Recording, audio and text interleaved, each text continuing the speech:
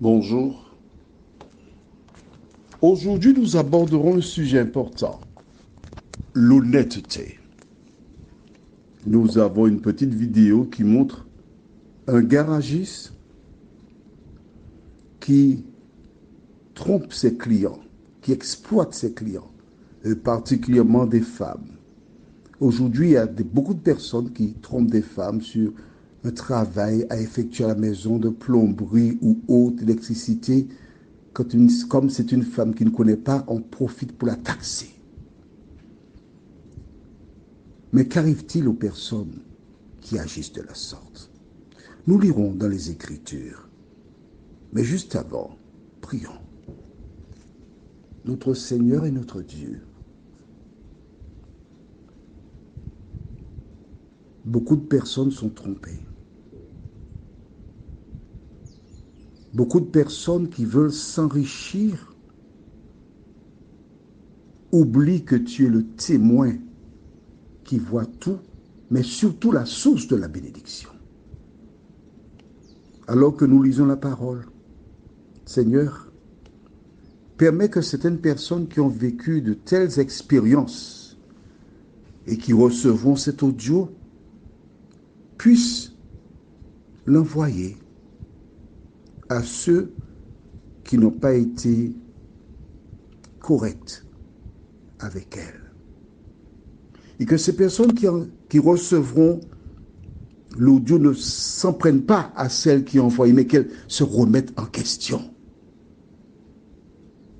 Et si elles reçoivent plusieurs audios,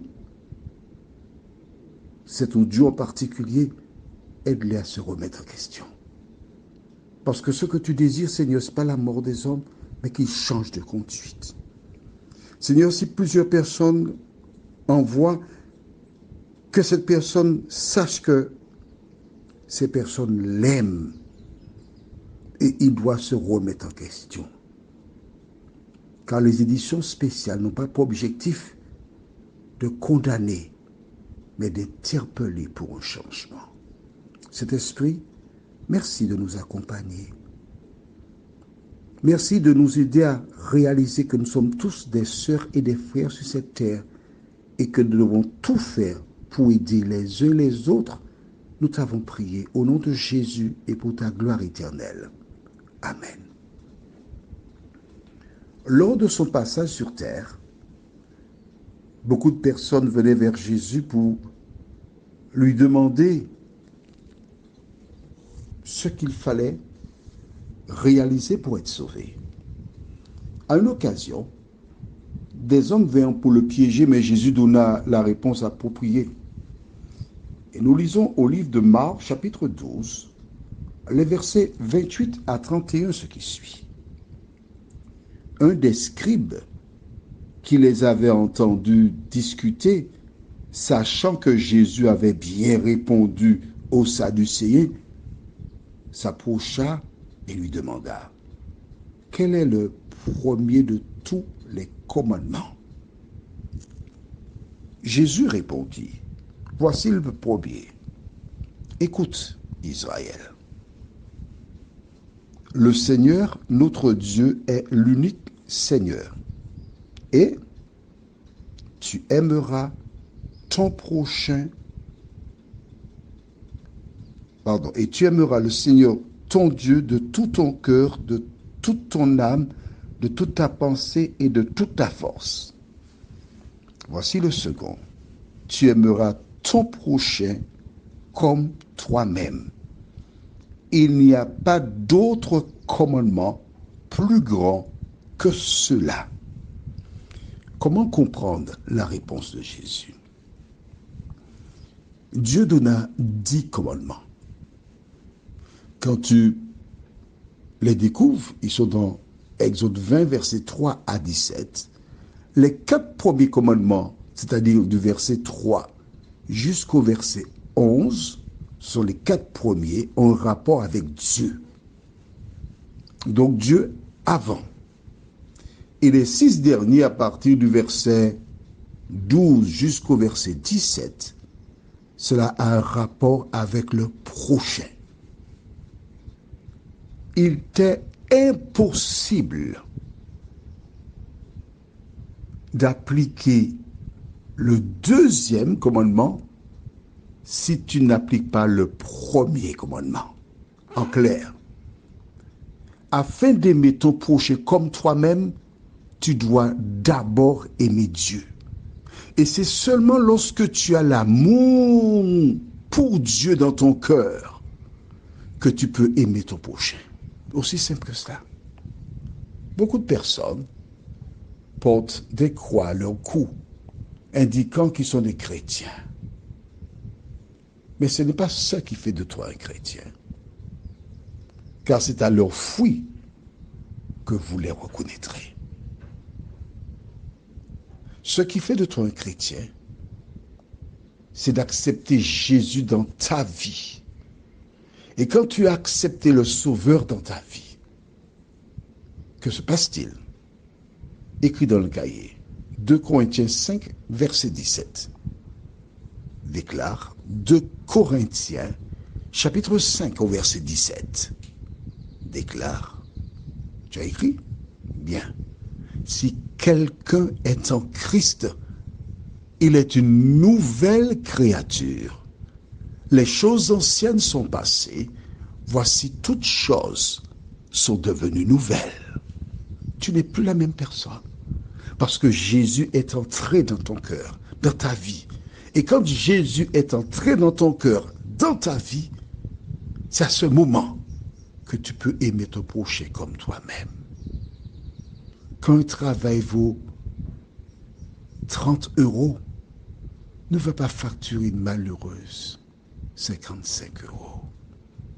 Ne fais pas cela. Pourquoi je parle de malheureuse ou malheureux? Parce que vois-tu, tu as des femmes qui sont seules, qui doivent élever des enfants, qui rencontrent des difficultés pour joindre les deux bouts. Et le diable t'utilise pour augmenter leur souffrance. Tu n'avais pas vu ça comme ça? Mais c'est exactement ça, mon ami. Quand tu fais le contraire de ce que nous venons de découvrir, que se passe-t-il? Allons dans Galates, chapitre 6, versets 7 à 10. Ne vous y trompez pas, on ne se moque pas de Dieu. Ce qu'un homme aura semé, il le moissonnera aussi. Celui qui sème pour sa chair moissonnera de la chair la corruption, mais celui qui sème pour l'esprit moissonnera de l'esprit la vie éternelle. Ne nous lassons pas de faire le bien, car nous moissonnerons au temps convenable si nous ne nous relâchons pas. Ainsi donc, pendant que nous en avons l'occasion, pratiquons le bien envers tous et surtout envers les frères en la foi. Cet homme qui avait cherché et qui a arnaqué cette dame pour la réparation de son véhicule, que s'est-il passé? Dans le temps, il a perdu la clientèle. Le garage que son père avait mis en place, qui était réputé, a fermé. Il a été chercher du travail. Et alors qu'il avait un CV intéressant, cette dame qui l'a arnaqué l'a trouvé chez l'homme à qui il avait demandé de l'emploi. Et il n'a pas été embauché. Vois-tu, quand tu fais quelque chose de mal, tu le récoltes. Aux Antilles, nous avons une chanson qui dit « J'ai planté des patates, j'ai récolté des patates ». Prions. Notre Seigneur, notre Dieu, la tentation est grande pour celles et ceux qui veulent s'enrichir.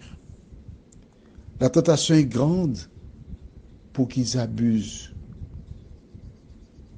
Mais la Bible déclare que ceux qui veulent s'enrichir tombent dans des pièges. Viens nous rappeler, Seigneur, que nous passons sur cette terre, nous sommes juste des passagers. Et notre existence ici-bas. C'est juste pour choisir notre destinée finale. Et que nous sommes dès à présent enfants de Dieu. Merci de nous assister, Seigneur, de nous diriger. Nous t'avons prié au nom de Jésus pour ta gloire éternelle. Amen. Que l'Éternel continue de te bénir.